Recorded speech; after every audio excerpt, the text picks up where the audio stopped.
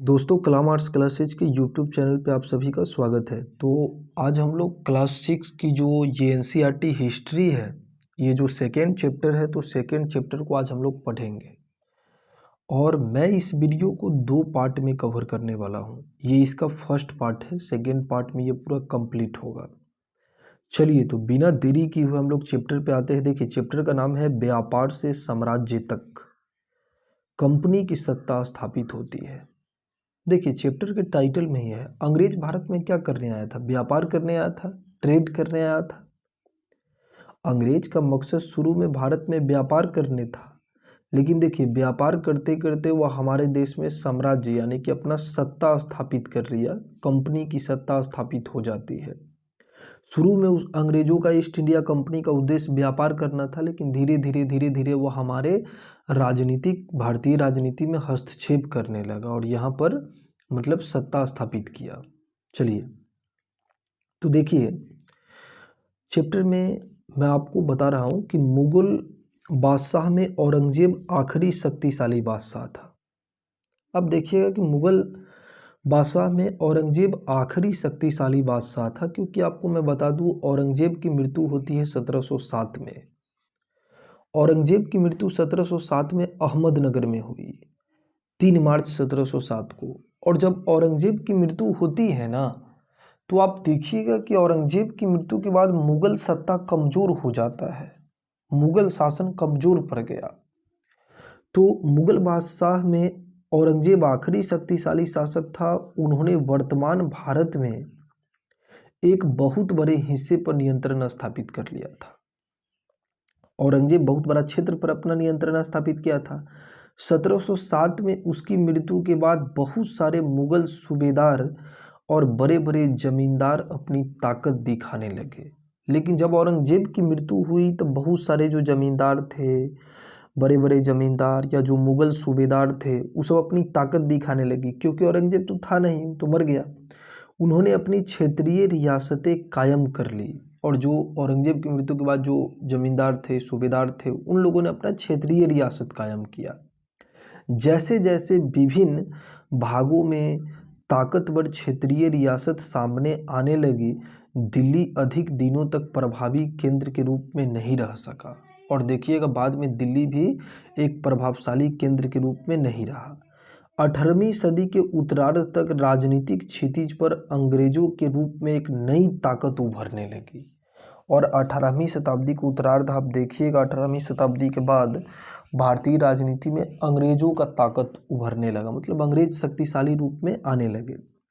क्या आप जानते हैं कि अंग्रेज पहले एक छोटी सी व्यापारी कंपनी के रूप में भारत आए थे? अब देखिएगा शुरू में अंग्रेज भारत में कंपनी, जो ईस्ट इंडिया कंपनी थी, वह व्यापार करने आई थी, एक व्यापारी कंपनी के रूप में आई थी, जिसका उद्देश्य था भारत में केवल व्यापार करना, ट्रेड करना। और यहाँ के इलाकों पर कब्जे में उसकी ज़्यादा दिलचस्पी नहीं थी। मैं आपको यही नहीं बोला हूँ, अंग्रेज को देखिएगा तो भारतीय इलाकों पर कब्जा करने में उसको ज़्यादा दिलचस्पी नहीं था। तो फिर ऐसा कैसे हुआ कि एक दिन वे इस विशाल साम्राज्य के स्वामी बन बैठे? इस अध्याय में आप देखेंगे यह कैसे हुआ। इस अध्याय में हम लोग ये देखेंगे कि जो अंग्रेज भारत में व्यापार करने आया था, वह धीरे धीरे कैसे भारत पर अपना सत्ता काबिज कर लेता है, कैसे भारत पर वह शासन करने लगता है। चलिए देखिए यहाँ पर एक चित्र दिखाया गया है। मैं आपको बता दूँ ये चित्र क्या है। देखिए काफ़ी इंटरेस्टिंग होने वाला ये चैप्टर, मैं आपको पढ़ाऊंगा, पूरा कंप्लीट होगा। ये चित्र है मुगल बादशाह, अंतिम मुगल बादशाह बहादुर शाह जफर की। ये 1857 की क्रांति से लिया गया चित्र है। ये हडसन है, कैप्टन हडसन, जो बहादुर शाह जफर को देख रहे हैं गिरफ्तार किया है उसके बेटा सहित। और आप जानते हैं कि 1857 की क्रांति का अखिल भारतीय स्तर पर नेतृत्व किया था बहादुर शाह जफर ने, और इस कारण बहादुर शाह जफर को भारी कीमत चुकानी पड़ी, है ना। बहादुर शाह जफर के सामने में उनके बेटा, पुतौह सभी को गोली मार करके हत्या कर दिया गया। और बहादुर शाह जफर को अंग्रेजों ने रंगून भेज दिया, और बहादुर शाह जफर को रंगून भेज दिया गया। और 1862 में, मैं आपको बता दूं कि 1862 में रंगून में ही बहादुर शाह जफर की क्या होती है, मृत्यु हो जाती है। चलिए तो आते हैं हम लोग, देखिए क्या है कैप्टन हडसन द्वारा बहादुर शाह जफर और उनके बेटों की गिरफ्तारी का यह चित्र है। औरंगजेब के बाद कोई मुगल बादशाह इतना ताकतवर तो नहीं हुआ, लेकिन एक प्रतीक के रूप में मुगल बादशाहों का महत्व बना हुआ था। जब 1857 में ब्रिटिश शासन के विरुद्ध भारी विद्रोह शुरू हो गया तो विद्रोहियों ने मुगल बादशाह बहादुर शाह जफर को ही अपना नेता मान लिया। जब विद्रोह कुचल दिया गया तो कंपनी ने बहादुर शाह जफर को देश छोड़ने के लिए मजबूर कर दिया और उनके बेटों को जफर के सामने ही मार डाला गया। देखिए, इतना भारी कीमत चुकाना पड़ा बहादुर शाह जफर को। हडसन ने उसके साथ ये सलूक किया। चलिए, तो अब आगे आते हैं। देखिए, आगे जो है आप देख रहे हैं कि पूर्व में ईस्ट इंडिया कंपनी का आना। देखिए, पूर्व में ईस्ट इंडिया कंपनी का आना, ये यूरोपीय कंपनी क्यों आई, कैसे आई। देखिए, जिस वक्त में ईस्ट इंडिया कंपनी भारत में आई, इंग्लैंड की महारानी थी एलिजाबेथ प्रथम, और एलिजाबेथ प्रथम ने कंपनी को एकाधिकार दिया था, मतलब चार्टर में बोला था कि केवल ईस्ट इंडिया कंपनी भारत से व्यापार कर सकती है। कोई दूसरा कंपनी, यूरोप की कोई दूसरी कंपनी, ब्रिटेन की कोई दूसरी कंपनी भारत से व्यापार नहीं कर सकती है। तो देखिए, सन 1600 ईस्वी में ईस्ट इंडिया कंपनी ने इंग्लैंड की महारानी एलिजाबेथ प्रथम से चार्टर अर्थात इजाज़तनामा हासिल कर लिया, जिससे कंपनी को पूरब से व्यापार करने का एकाधिकार मिल गया। मतलब 1600 ईस्वी में क्या हुआ, ईस्ट इंडिया कंपनी जो था, जो इंग्लैंड की महारानी एलिजाबेथ से एक चार्टर यानी कि इजाज़तनामा हासिल किया, जिससे कंपनी को पूरब से व्यापार करने का एकाधिकार मिल गया। और इस इजाज़तनामा का मतलब यह था कि इंग्लैंड की और कोई व्यापारी कंपनी इस इलाके में इस इलाके में ईस्ट इंडिया कंपनी से होड़ नहीं कर सकती थी। मतलब केवल ईस्ट इंडिया कंपनी ही इंग्लैंड से व्यापार करता था। ये एलिजाबेथ प्रथम ने उसको अधिकार दिया था, चार्टर में एकाधिकार। इस चार्टर के सहारे कंपनी समुद्र पार जाकर नए इलाकों को खंगाल सकती थी। वहाँ से सस्ती कीमत पर चीज़ें खरीदकर उन्हें यूरोप में ऊंची कीमत पर बेच सकती थी। तो देखो, कंपनी को दूसरी अंग्रेजी व्यापारी कंपनियों से तो कोई भय नहीं था, क्योंकि दूसरा व्यापारी कंपनी तो आ नहीं सकता था, केवल ईस्ट इंडिया कंपनी आ सकती थी इंग्लैंड से। लेकिन यूरोप की जो दूसरा कंपनी है, जैसे पुर्तगालीज है, डच है, फ्रांसीस है, उससे तो कंपनी को कंपटीशन होगा। तो उस जमाने में वाणिज्यिक कंपनियां मोटे तौर पर प्रतिस्पर्धा से बचकर ही मुनाफा कमा सकती थी। अगर कोई प्रतिस्पर्धा न हो, कोई दूसरा कंपटीटर कंपनी न हो, तो सस्ती चीज़ें खरीदकर उन्हें ज़्यादा कीमत पर बेच सकती थी। देखिए, लेकिन यह शाही दस्तावेज, ध्यान देना मेरी बात को, लेकिन यह शाही दस्तावेज दूसरी यूरोपीय ताकत को पूरब के बाजारों में आने से नहीं रोक सकता था। मैंने क्या बताया कि केवल इंग्लैंड की कंपनी ना आएगा, बाकी अदर देश का कंपनी तो आवे करेगा ना यूरोप का व्यापार करने के लिए। और वह कंपनी आया ही जब तक इंग्लैंड के जहाज अफ्रीका के पश्चिमी तट को छूते हुए केप ऑफ गुड होप का चक्कर लगाकर हिंद महासागर पार करते, तब तक पुर्तगाली ने भारत के पश्चिमी तट पर अपनी उपस्थिति दर्ज करा दी थी। अब देखिएगा, इंग्लैंड से पहले, ब्रिटिश से पहले भारत में व्यापार करने वाले प्रथम यूरोपीय पुर्तगाली थे। सबसे पहले पुर्तगाली आए थे। पुर्तगाली आपको यात्री होगा वास्को डी गामा, और आप जानते हैं पुर्तगाली यात्री वास्को डी गामा भारत आया 17 मई 1498 को। केरल के कालीकट के बंदरगाह पर पहले ही पहुंच चुका था। तो यूरोपीय कंपनी में सबसे पहले पुर्तगाली आया, फिर डच आया, फिर आया अंग्रेज, तीसरा में आया, फिर डेनिश आया, फिर फ्रांसीस आया। तब देखिएगा अलग अलग स्वीडिश वगैरह धीरे धीरे आते। तो पुर्तगाली मतलब ये ब्रिटेन से पहले आ चुके थे, वे गोवा में अपना ठिकाना बना चुके थे। पुर्तगाली लोगों ने गोवा को अपना अड्डा बनाया था, है ना। 1510 में पुर्तगालियों ने गोवा पर भी अधिकार किया था। पुर्तगाली के खोजी यात्री वास्को डी गामा ने 1498 में पहली बार भारत तक पहुंचने के समुद्री मार्ग का पता लगाया था। मैं आपको क्या बोला कि वास्को डी गामा ही आया था ना 17 मई 1498 को। वास्को डी गामा ही सबसे पहले भारत तक पहुंचने के समुद्री मार्ग का पता लगाया, खोजा था। 17वीं शताब्दी की शुरुआत तक डच भी हिंद महासागर में व्यापार की संभावना तलाशने लगे थे। कुछ ही समय के बाद फ्रांसीस व्यापारी भी आए। तो अब बताइए, पुर्तगाली आ गए, डच आ गए, फ्रांसीस आ गए, तो अब तो अंग्रेज को ईस्ट इंडिया कंपनी को टक्कर देगा कि नहीं देगा? अब तो ये लोग ईस्ट इंडिया कंपनी को टक्कर देगा। देखिए, यही समस्या थी। समस्या यह थी कि सारी कंपनियां एक जैसा चीज़ें खरीदना चाहती थी। यूरोप के बाजारों में भारत के बने बारीक सूती कपड़े और रेशम की ज़बरदस्त मांग थी। आप जानते हैं यूरोप के बाज़ारों में भारतीय सूती कपड़ा का, रेशम का बहुत मांग था। इसके अलावा भारत से लोग काली मिर्च, लौंग, इलायची, दालचीनी की भी ज़बरदस्त मांग थी। मतलब यूरोप के बाज़ारों में भारत का गरम मसाला भी बहुत कीमती दाम में बिकता था, जैसे काली मिर्च हुआ, लौंग हुआ, इलायची हुआ, दालचीनी हुआ। यूरोपीय कंपनियों के बीच इस बढ़ती प्रतिस्पर्धा से भारतीय बाज़ारों में इन चीज़ों की कीमत बढ़ने लगी और उनसे मिलने वाला मुनाफा गिरने लगा। अब इन व्यापारी कंपनियों के फलने फूलने का यही रास्ता था कि वे अपना जो प्रतिस्पर्धी, जो कंपटीशन वाला कंपनी है, उसको ख़त्म कर दे।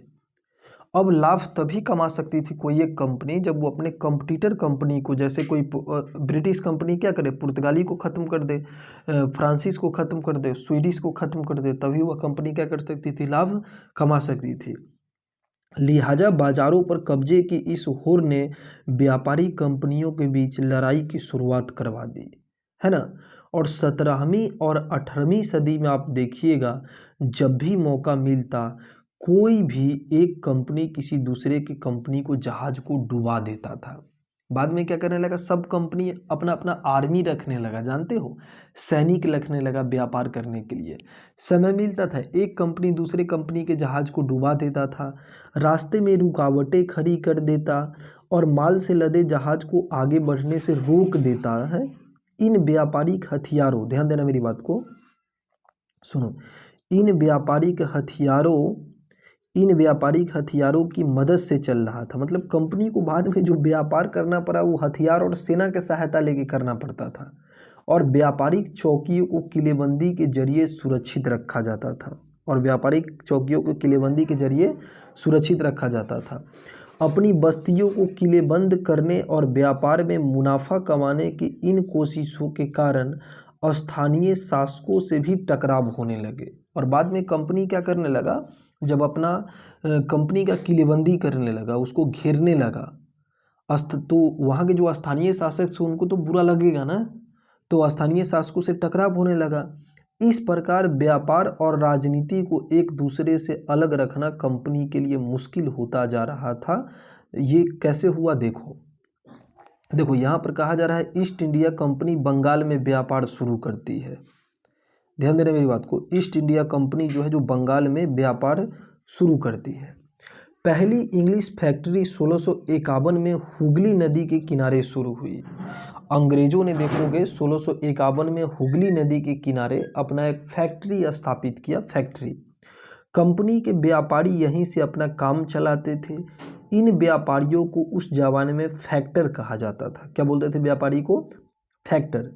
इन फैक्ट्री में वेयर हाउस था जहां निर्यात होने वाली चीज़ों को जमा किया जाता था। यहीं पर उसके दफ्तर थे जिससे कंपनी के अफसर बैठते थे। जैसे जैसे कंपनी का व्यापार फैला, कंपनी ने सौदागर और व्यापारियों को फैक्ट्री के आसपास आकर बसने के लिए क्या किया, प्रेरित किया। बाद में जब कंपनी क्या किया, ईस्ट इंडिया जो कंपनी थी वो 1651 में हुगली नदी के किनारे पहली इंग्लिश फैक्ट्री स्थापित किया और यहीं से वो अपना व्यापार करता था, ट्रांसपोर्ट वगैरह का काम करता था, आयात निर्यात का। और फैक्ट्री में एक वेयर हाउस था जहाँ पर निर्यात की जाने वाली चीज़ों को रखता था और कंपनी के अफसर यहीं बैठते थे और कंपनी के सौदागर और व्यापारी फैक्ट्री के आसपास लोगों को बसाने लगे। 1696 तक कंपनी ने इस आबादी के चारों तरफ एक किला बनाना शुरू कर दिया। 2 साल बाद उसने मुगल अफसरों को रिश्वत देकर 3 गांवों की जमींदारी भी खरीद ली। बाद में देखोगे तो कंपनी ने मुगल बादशाहों को रिश्वत दे करके 3 गो गाँव का जमींदारी खरीदा। इनमें से एक गांव कालीकता था जो बाद में कलकत्ता बना। अब इसे कोलकाता कहा जाता है। कंपनी ने मुगल सम्राट औरंगजेब को, देखो औरंगजेब से कंपनी ये लिया था, फरमान जारी करवाया व्यापार करने के लिए। तो कंपनी ने मुगल सम्राट औरंगजेब को इस बात के लिए भी तैयार कर लिया कि वह कंपनी को बिना शुल्क चुकाए व्यापार करने का फरमान जारी कर दे। फरमान का मतलब होता है शाही आदेश। ध्यान देना, फरमान का अर्थ क्या होता है? शाही आदेश। कंपनी ज़्यादा से ज़्यादा रियायतें हासिल करने और पहले से मौजूद अधिकारों का ज़्यादा से ज़्यादा फायदा उठाने में लगी हुई थी। उदाहरण के लिए मान लो कि औरंगजेब के जो फरमान से केवल कंपनी को ही न शुल्क मुक्त व्यापार करने का अधिकार मिला, लेकिन उस फरमान का गलत इस्तेमाल कर रहा था। जो कंपनी के जो अफसर थे वो भी निजी तौर पर व्यापार चलाते, उन्हें यह छूट नहीं थी, लेकिन उन्होंने भी शुल्क चुकाने से इनकार कर दिया, है ना। इससे बंगाल में राजस्व वसूली बहुत कम हो गई। मतलब औरंगजेब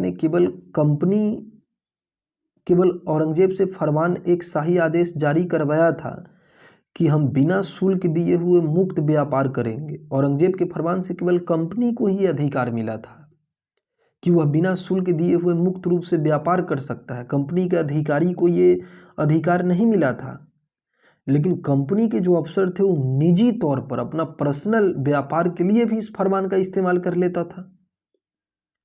तब मान लो कि बंगाल में जब कंपनी बिना शुल्क दिए हुए व्यापार करेगी, इसका जो अधिकारी है अफसर वो बिना शुल्क दिए हुए व्यापार करेगा, तो जो बंगाल का जो नवाब होगा उसको बुरा लगेगा कि नहीं लगेगा? क्योंकि उसको तो राजस्व कम होगा, उसको टैक्स नहीं मिलेगा। तो ऐसे में भला बंगाल के नवाब मुर्शिद कुली खान विरोध क्यों न करते? इसीलिए तुम देखोगे जो बंगाल का जो नवाब था मुर्शिद कुली खान, वो विरोध किया किसका? ईस्ट इंडिया कंपनी का। देखो तो बंगाल के जो नवाब थे मुर्शिद कुली खान, नाम सुना होगा। मुर्शिद कुली खान के बाद अलीवर्दी खां आता है, और फिर अलीवर्दी खां के बाद आया सिराजुद्दौला, है ना। ये सब बंगाल का नवाब था पहला। देखो, व्यापारों से युद्ध तक 18वीं सदी की शुरुआत में कंपनी और बंगाल के नवाबों का टकराव काफ़ी बढ़ गया। आप देखिएगा तो 18वीं शताब्दी तक आते आते कंपनी और बंगाल के नवाबों का टकराव काफ़ी बढ़ गया। औरंगजेब की मृत्यु के बाद बंगाल के नवाब अपनी ताकत दिखाने लगे। औरंगजेब जब मर गया तो बंगाल का नवाब धीरे धीरे मजबूत हो गया बंगाल पे। उस समय दूसरी क्षेत्रीय ताकतों की स्थिति भी ऐसी ही थी। मुर्शिद कुली खान के बाद अलीवर्दी खां और उसके बाद सिराजुद्दौला बंगाल के नवाब बने। मैं आपको क्या बोला? बंगाल का पहला नवाब मुर्शिद कुली खां, मुर्शिद कुली खां के बाद अलीवर्दी खां, और अलीवर्दी खां के बाद सिराजुद्दौला बंगाल का नवाब बना, जानते हो। लेकिन सिराजुद्दौला ये सभी शक्तिशाली शासक थे। इन्होंने कंपनी को रियायतें देने से मना कर दिया। ये जो बंगाल के नवाब थे कंपनी को बोलता था नहीं, हम तुमको व्यापार नहीं करने देंगे, तुम पहले हमको टैक्स दो। व्यापार का अधिकार देने के बदले कंपनी से नजराने मांगे, उसे सिक्के ढालने का अधिकार नहीं दिया। ईस्ट इंडिया कंपनी को इन नवाबों ने सिक्का ढालने का अधिकार नहीं दिया, और उसकी किलेबंदी को बढ़ाने से रोक दिया। कंपनी के किलेबंदी को बढ़ाने से, सिराजुद्दौला किलेबंदी करने से भी रोका था ना, रोक दिया। कंपनी पर धोखाधड़ी का आरोप लगाते हुए उन्होंने दलील दी कि उसकी वजह से बंगाल सरकार की राजस्व वसूली कम होती जा रही है और नवाबों की ताकत कमजोर पड़ रही है। कंपनी टैक्स चुकाने को तैयार नहीं थी। उसके अफसरों ने अपमानजनक चिट्ठियां लिखी और नवाब और उसके अधिकारियों को अपमानित करने का प्रयास किया। किसने? कंपनी ने। देखो, कंपनी का कहना था कि जो स्थानीय अधिकारियों की बेतुकी मांग से कंपनी का व्यापार तबाह हो रहा है। व्यापार तभी फल फूल सकता है जब सरकार शुल्क हटा देगा, टैक्स हटा देगा, ठीक ना। और कंपनी को इस बात का भी यकीन था, ध्यान देना, कंपनी को इस बात का भी यकीन था कि अपना व्यापार फैलाने के लिए उसे अपनी आबादी बढ़ाना होगा, गांव खरीदने होंगे, किलों का पुनर्निर्माण करना होगा। ये टकराव दिनों दिन गंभीर होते गए, है ना। और अंत में देखोगे इसी टकराव के कारण प्लासी की प्रसिद्ध युद्ध होती है ना। प्लासी के युद्ध पढ़ाएंगे अभी हम, 1757 में हुआ था ना, बंगाल के नवाब सिराजुद्दौला के बीच में और ईस्ट इंडिया कंपनी के बीच में। क्योंकि जो अंग्रेज जो था ना, अंग्रेज नवाब शासता था, कैसा नवाब जानते हो? कठपुतली वाला नवाब, ठीक ना, जो अंग्रेजों के इशारे पर चले, उसे टैक्स ना ले। ये देखो रॉबर्ट क्लाइव है, ये बंगाल का प्रथम गवर्नर था रॉबर्ट क्लाइव। और जानते हो ये जो रॉबर्ट क्लाइव जो है ना, ये तुमको 1857 की क्रांति का नेतृत्व इसी ने किया था, रॉबर्ट क्लाइव ने। देखो, कंपनी कठपुतली नवाब चाहता था। कठपुतली का अर्थ एक खिलौना होता है जिसे आप धागों के सहारे अपने हिसाब से नचाते हैं। जो व्यक्ति किसी और के इशारों पर चलता है मजाक उड़ाने के लिए, उसे हम कठपुतली कहते हैं। देखो, पलासी के युद्ध के बारे में आप जानो। पलासी का युद्ध, आप जानते हो पलासी का युद्ध 23 जून 1757 को हुआ था। पलासी बंगाल के नादिया जिले में भागीरथी नदी के किनारे स्थित है। इस युद्ध में अंग्रेजी सेना का नेतृत्व रॉबर्ट क्लाइव कर रहा था। पलासी के युद्ध में अंग्रेजी सेना का नेतृत्व रॉबर्ट क्लाइव कर रहा था और बंगाल का जो नवाब था सिराजुद्दौला, दोनों की सेना के बीच में युद्ध हुआ। अंत में देखोगे सिराजुद्दौला का जो सेनापति था मीर जाफर, उसने धोखाधड़ी किया। वो पहले कंपनी से मिल चुका था और मीर जाफर के धोखाधड़ी करने के कारण इस युद्ध में क्या हुआ, सिराजुद्दौला युद्ध हार गया। और सिराजुद्दौला जब युद्ध हार गया तो जानते हो ना, सिराजुद्दौला युद्ध हार गया और मीर जाफर का जो पुत्र था मीरन, मीरन के इशारे पर मोहम्मद बेग ने सिराजुद्दौला की हत्या कर दी। तो मीरन के इशारे पर मोहम्मद बेग ने सिराजुद्दौला की क्या की, हत्या की। तो पलासी का युद्ध ईस्ट इंडिया कंपनी का पहला युद्ध था जो जीता है ना, इसी के द्वारा कंपनी की सत्ता और स्थापित होती है। देखो, 1756 में अलीवर्दी खां की मृत्यु के बाद सिराजुद्दौला बंगाल का नवाब बना। 1756 में अलीवर्दी खां की मृत्यु के बाद सिराजुद्दौला बंगाल का नवाब बना। कंपनी को सिराजुद्दौला की ताकत से काफ़ी भय था, डर था। सिराजुद्दौला की जगह कंपनी एक ऐसा कठपुतली नवाब चाहती थी जो उसे व्यापारी की रियायतें और अन्य सुविधाएं आसानी से देने में आनाकानी न करे।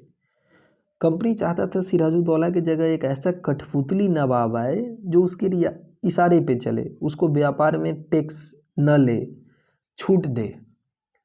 कंपनी ने प्रयास किया कि सिराजुद्दौला के जो प्रतिद्वंदी है उसमें से किसी को नवाब बना दिया जाए। कंपनी को कामयाबी नहीं मिली। जवाब में सिराजुद्दौला ने हुक्म दिया कि कंपनी उसके राज्य के राजनीतिक मामले में टांग अड़ाना बंद कर दे। सिराजुद्दौला भी उतना ही मजबूत था।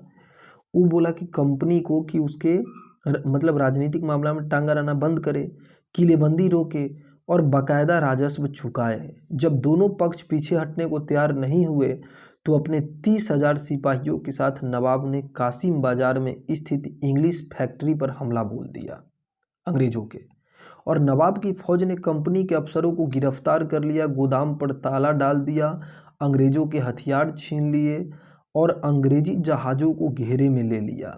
इसके बाद नवाब ने कंपनी से कलकत्ता स्थित किले पर कब्जे के लिए उधर का रुख किया। कलकत्ता के हाथ से निकल जाने की खबर सुनने पर मद्रास में तैनात कंपनी के अफसर ने रॉबर्ट क्लाइव के नेतृत्व में सेना को रवाना किया। रॉबर्ट क्लाइव के नेतृत्व में सेना को रवाना किया और रॉबर्ट क्लाइव आया नवाब की इस ताकत को रोकने के लिए, है ना। रॉबर्ट क्लाइव के नेतृत्व में सेना को रवाना किया और ध्यान देना, सेना को रवाना किया। इस सेना को 9 सैनिक गिरोह की मदद भी मिल रही थी। इसके बाद नवाब के साथ लंबे समय तक सौदेबाजी चली। आखिरकार 1757 में रॉबर्ट क्लाइव ने पलासी के मैदान में सिराजुद्दौला के खिलाफ कंपनी की सेना का नेतृत्व किया। और 1757 में देखोगे पलासी के मैदान में नवाब के बीच और मतलब नवाब सिराजुद्दौला के बीच और ईस्ट इंडिया कंपनी के बीच युद्ध हुआ। नवाब सिराजुद्दौला की हार का एक बड़ा कारण उसके सेनापतियों में से एक सेनापति मीर जाफर की कारगुजारियाँ थी। मैं बोला ना, पलासी के युद्ध में सिराजुद्दौला इसीलिए हारा था क्योंकि उसके सेनापति मीर जाफर अंग्रेज से पहले मिल चुका था और अंग्रेज मीर जाफर को बोला था कि मैं तुमको बंगाल का अगला नवाब बना दूंगा। मीर जाफर की टुकड़ियों ने इस युद्ध में हिस्सा नहीं लिया। रॉबर्ट क्लाइव ने यह कहकर उसे अपने साथ मिला लिया कि सिराजुद्दौला को हटाकर मीर जाफर को ही बंगाल का अगला नवाब बना देंगे। तो मीर जाफर तो नवाब बनने के लालच में क्या किया, कंपनी से मिल गया ना। तो मीर जाफर, ये देखो चित्र है महान्यायालय, ध्यान देना, ये चित्र है महान्यायालय कच्छ ईस्ट इंडिया हाउस का। ईस्ट इंडिया कंपनी के कोर्ट ऑफ प्रोप्राइटर्स की लंदन स्थित लिंडॉल स्ट्रीट पर बने ईस्ट इंडिया हाउस में बैठकें होती थी। यह एक ऐसी ही सभा का चित्र है, ठीक ना, अंग्रेजों का। ये बंगाल के नवाब सिराजुद्दौला का चित्र है, देख रहे हो। देखो संपन्नता का आश्वासन है ना। रॉबर्ट क्लाइव ने ये कलकत्ता से एक चिट्ठी लिखी थी ईस्ट इंडिया कंपनी को, इंग्लैंड के, उस चित्र को ये है। देखो एक चीज यहाँ पर जरा ध्यान देना, पलासी की जो युद्ध हुआ इसका नाम पलासी क्यों पड़ा दिया है, क्या आप जानते हैं? देखो, क्या आप जानते हैं कि पलासी का यह नाम किस तरह पड़ा? दरअसल असली नाम पलासी था, पूरा पलासी, पलासी, दरअसल असली नाम पलासी था, जिसे अंग्रेजों ने बिगाड़ कर पलासी, आधा पलासी कर दिया। पलासी, इस जगह को पलासी यहाँ पर पाए जाने वाले पलास के फूल के कारण कहा जाता था। पलास के फूल के कारण इस जगह को क्या कहा जाता था? पलासी। पलास के खूबसूरत लाल फूलों से गुलाल बनाया जाता है, जिसका होली पर इस्तेमाल होता है। होली पर क्या होता है? इस्तेमाल होता है, उसका ध्यान देना। चलो अब देखो यहाँ पे क्या कहा जा रहा है, सुनना। देखो, पलासी की जंग इसीलिए महत्वपूर्ण मानी जाती है क्योंकि भारत में यह कंपनी की पहली बड़ी जीत थी। मतलब पलासी की लड़ाई इसीलिए महत्वपूर्ण है क्योंकि यह भारत में कंपनी की क्या था? पहला जीत था। पलासी की जंग के बाद सिराजुद्दौला को मार दिया गया और मीर जाफर नवाब बना। मतलब पलासी की जंग के बाद सिराजुद्दौला की मृत्यु हो गई और सिराजुद्दौला की मृत्यु के बाद मीर जाफर क्या बना? बंगाल का नवाब बना।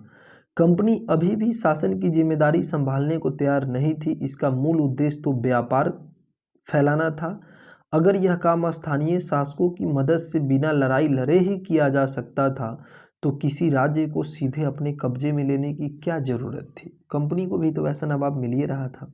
ध्यान दो, जल्द ही कंपनी को एहसास होने लगा कि रास्ता भी आसान नहीं है। कठपुतली नवाब भी हमेशा कंपनी के इशारों पर तो नहीं चल सकता है। आखिरकार उन्हें भी तो अपनी प्रजा की नज़र में सम्मान और संप्रभुता दिखावा करना पड़ता था। तो फिर कंपनी क्या करती? जब मीर जाफर ने कंपनी का विरोध किया, ध्यान देना, जब मीर जाफर ने कंपनी का विरोध किया तो कंपनी ने उसे हटाकर मीर कासिम को नवाब बना दिया। किसको नवाब बना दिया? मीर कासिम को। और जब मीर कासिम परेशान करने लगा तो बक्सर की लड़ाई हुई 1764 में, है ना। बक्सर के युद्ध अंग्रेज और मीर कासिम और अवध के नवाब सिराजुद्दौला और मुगल बादशाह शाह आलम द्वितीय की संयुक्त सेनाओं के बीच हुआ था। अंग्रेजी सेना का नेतृत्व हेक्टर मुनरो कर रहा था। इस युद्ध में अंग्रेज विजयी हुआ। तो जब बक्सर के युद्ध को जीत गया अंग्रेज 1764 में, तो उसने मीर कासिम को बंगाल के नवाब से हटा दिया, बंगाल से बाहर कर दिया और फिर मीर जाफर को दोबारा नवाब बना दिया। और फिर क्या किया? मीर जाफर को दोबारा नवाब बनाया। अब नवाब को हर महीने, ध्यान देना, अब नवाब को हर महीने 5 लाख रुपये कंपनी को चुकाने होते थे।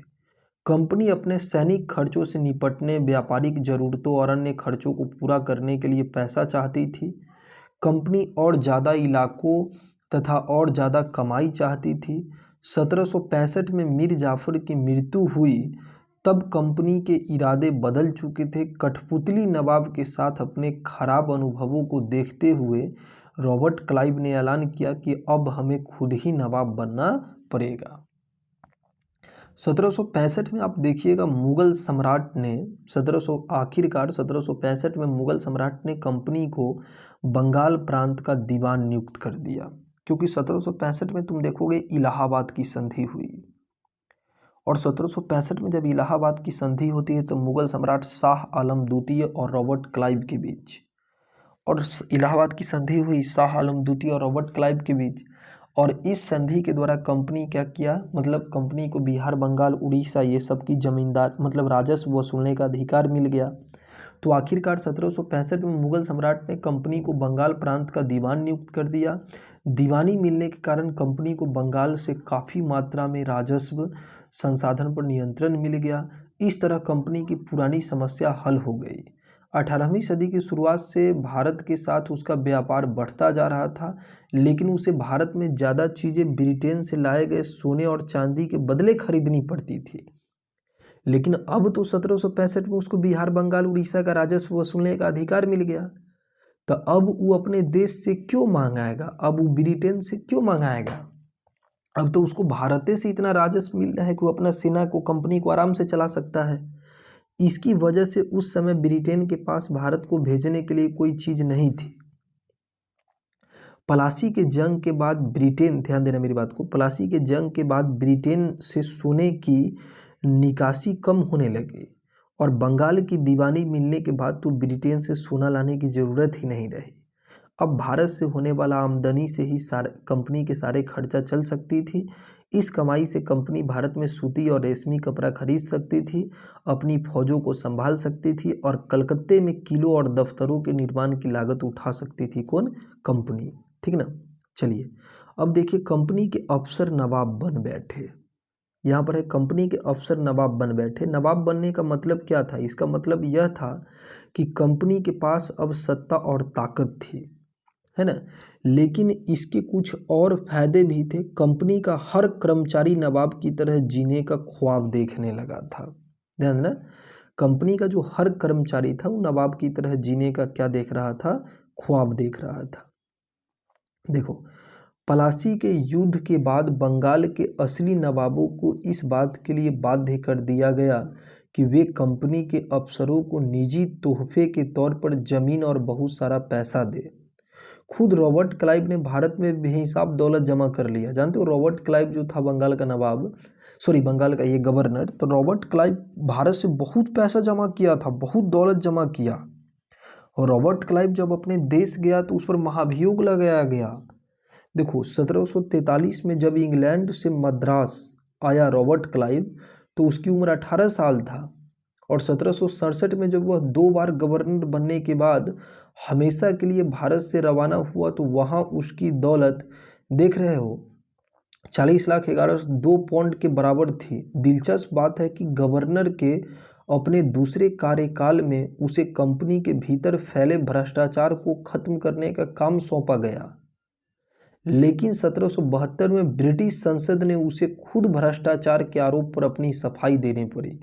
जब रॉबर्ट क्लाइव बेचारा भारत से अपने देश इंग्लैंड गया तो वहाँ पर अंग्रेजों ने, तो ब्रिटिश संसद ने उस पर भ्रष्टाचार का आरोप लगा दिया। रॉबर्ट क्लाइव को सफाई देनी पड़ी।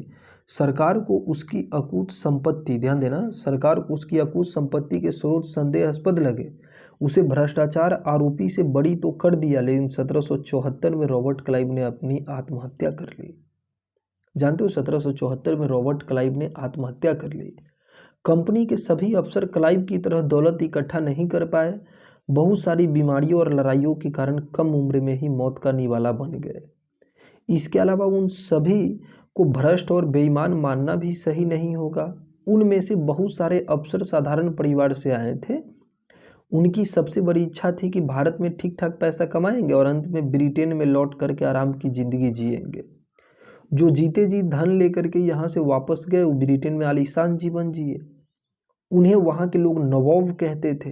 यह भारतीय शब्द नवाब का ही अंग्रेजी संस्करण था। उन्हें लोग अफसर अक्सर नए, अमीर और सामाजिक हैसियत से रातों रात ऊपर उठने वाले लोगों के रूप में देखते थे और नाटकों और कार्टूनों में उनका मजाक उड़ाते थे। देखो कंपनी का फैलता शासन, यहाँ पर है कंपनी का फैलता शासन। देखिए, यदि हम 1757 से 1857 के बीच ईस्ट इंडिया कंपनी के द्वारा भारतीय राज्यों पर कब्जे की प्रक्रिया को देखें तो कुछ महत्वपूर्ण बातें सामने आती है। किसी अनजान इलाकों में कंपनी ने सीधे सैनिक हमला प्रायः नहीं किया। उसने किसी भी भारतीय रियासत का अधिग्रहण करने से पहले उसके राजनीतिक, आर्थिक और कूटनीतिक साधनों का इस्तेमाल किया। यह अंग्रेज का दिमाग था। बक्सर की लड़ाई 1764 के बाद कंपनी ने भारतीय रियासतों में रेजिमेंट तैनात कर दिया। अब देखिएगा, बक्सर की लड़ाई के बाद कंपनी क्या किया, जितने भी भारतीय रियासत थे सब में रेजिमेंट तैनात किया फौज का। ये कंपनी के राजनीतिक या व्यवसायिक प्रतिनिधि होते थे। उनका काम कंपनी के हितों की रक्षा करना और उन्हें आगे बढ़ाना था। रेजिमेंट के माध्यम से कंपनी के अधिकारी भारतीय राज्यों के भीतरी मामले में भी दखल देने लगे। अगला राजा कौन होगा, किसका पद किसको बिठाया जाएगा, इस तरह की चीज़ें कंपनी के अफसर ही तय करना चाहते थे। इस तरह का कंपनी के अफसर ही तय करना चाहते थे, है ना। और आप देखिएगा कई बार कंपनी ने रियासतों पर सहायक संधि भी थोप दी। सहायक संधि की नीति को वेलेजली ने लागू किया, लॉर्ड वेलेजली। तो कई बार कंपनी ने रियासतों पर सहायक संधि भी थोप दी। जो रियासत इस बंदोबस्त को मान लेती थी उसे अपनी स्वतंत्र सेनाएं रखने का अधिकार, ध्यान देना, उसे अपनी स्वतंत्र सेनाएं रखने का अधिकार नहीं था।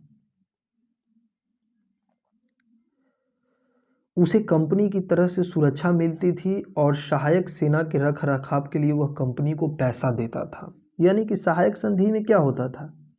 सहायक संधि में ये होता था कि कंपनी जो रियासत के जो जमींदार थे या जो नवाब जो भी राजा थे उससे संधि करवा लेता था और कंपनी उसको सुरक्षा देता था, उसको सेना देता था, सहायक सेना रख रखाव के लिए कंपनी देता था और कंपनी उससे पैसा लेता था, उसकी सुरक्षा करने के बदले रख रखाव के लिए कंपनी को पैसा देता था। अगर भारतीय शासक रकम अदा करने से चूक जाते तो जुर्माना के तौर पर उनका इलाका कंपनी अपने कब्जे में ले लेती। मान लो कि तुमको कंपनी सेना दिया तुम्हारी सुरक्षा करने के लिए, रख रखाव के लिए, और अगर कंपनी को तुम पैसा समय पे नहीं दिया उस सेना का खर्चा, तो कंपनी तुम्हारा इलाका ले लेगी। उदाहरण के लिए जब रिचर्ड वेलेजली गवर्नर था उस समय अवध के नवाब 1801 में अपना आधा इलाका कंपनी को सौंपने के लिए मजबूर किया गया क्योंकि नवाब सहायक सेना के लिए पैसा अदा करने से चूक गए। जब अवध के नवाब सेना के पैसा का अदा करने से चूक गए तो उनका आधा इलाका छीन लिया गया। इसी आधार पर हैदराबाद के भी कई इलाके छीन लिए गए। ठीक ना, ध्यान देना। इसी तरीक़ा से हैदराबाद के भी बहुत सारे इलाके क्या किए, छीन लिए गए। देखो ये जो है ना अपने बेटो ब्रिटिश रेजिमेंट के साथ नवाब शुजाउद्दौला है। टिली कैटल द्वारा बनाया गया चित्र है। बक्सर की लड़ाई के बाद संधियों के फलस्वरूप नवाब शुजाउद्दौला का अधिकार छीन गया था, लेकिन वह रेजिमेंट के सामने अपनी चिरपरिचित शान शौकत के साथ दिखाई दे रहा है। रेजिमेंट की ताकत क्या होती थी? कंपनी द्वारा नियुक्त किए गए रेजिमेंट के बारे में स्कॉटलैंड में जेम्स मिल ने लिखा है, अर्थशास्त्री जेम्स मिल ने, कि दरअसल रेजिमेंट रियासत का राजा होता था। हम उसे अहस्तक्षेप की मनचाही निषेधाज्ञा के तहत काम करने की छूट देते हैं। जब तक स्थानीय राजा पूरी तरह अधीनस्थ रहता है, रेजिमेंट यानी कि ब्रिटिश सरकार के माफिया काम करता है, तो चीज़ें आराम से चलती है और शासन के कामों में रेजिमेंट की दखलंदाजी के बिना सब कुछ चल जाता है। जब भी कुछ अलग तरह का घटता है तब भी राजा कोई ऐसा रास्ता अपनाता है जिसे ब्रिटिश सरकार गलत मानती है, तो टकराव उथल पुथल पैदा हो जाता है। तो सहायक संधि क्या है ये भी आपको, चलिए तो यहीं पे मैं इस वीडियो को एंड करता हूँ। हमने इस चैप्टर को आधा कंप्लीट किया। ये वीडियो आपको कैसा लगता है, समझ आता है कि नहीं? अगर आपको समझ आता होगा तो आप कमेंट में लिखिएगा, फिर मैं इसका नेक्स्ट पार्ट लेकर के आऊँगा और एक और पार्ट में मैं इस चैप्टर को कंप्लीट कर दूँगा। जी धन्यवाद, थैंक्स फॉर वॉचिंग।